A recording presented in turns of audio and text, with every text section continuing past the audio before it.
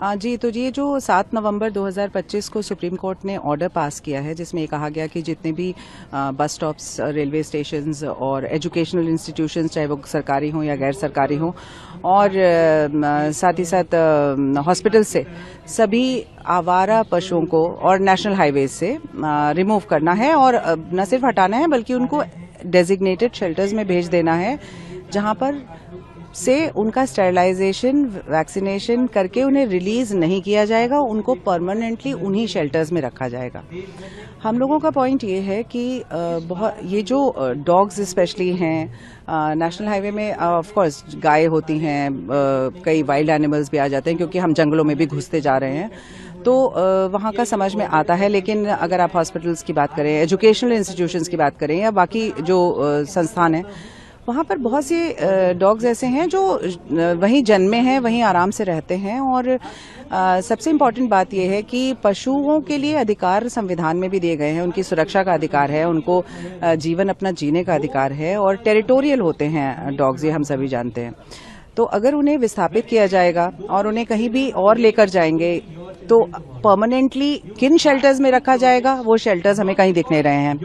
ये एक बहुत बड़ा इंफ्रास्ट्रक्चर मांगता है ये ऑर्डर।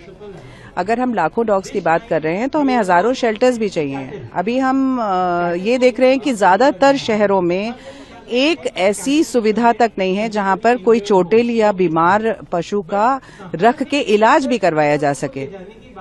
तो स्टेरिलाइजेशन सेंटर्स हैं, उनमें काम हो रहा है, लेकिन जिस गति से हो रहा है उसी वजह से पॉपुलेशन कंट्रोल से बाहर हुआ है। तो एक लॉजिकल और साइंटिफिक अप्रोच अगर सुप्रीम कोर्ट लेगा तो ये डॉग्स इस तरह से क्रूरता का शिकार नहीं होंगे कि उन्हें कहीं भी डंप कर दिया जाए, और एक साथ इतने सारे डॉग्स विभिन्न टेरिटरीज से रखेंगे तो वो और आक्रामक हो जाएंगे और उनमें बीमारियां फैलेंगी। देखिए, सबसे पहले तो मैं यहाँ पे ये बोलना चाहूंगी कि अभी मैं इंसानियत की, ह्यूमैनिटी की ये सारी बात ही नहीं कर रही। मैं बात ही नहीं करना चाहती कि उन बच्चों के ऊपर क्या बीतेगी अगर ये ऑर्डर इम्प्लीमेंट होता है। तो मैं सिर्फ एक चीज बोलना चाहती हूँ, जो ये बिजार सा ऑर्डर सुप्रीम कोर्ट ने दिया है ये बिल्कुल इम्प्लीमेंटेबल नहीं है। शेल्टर्स हैं नहीं हमारे पास बच्चों को रखने के लिए।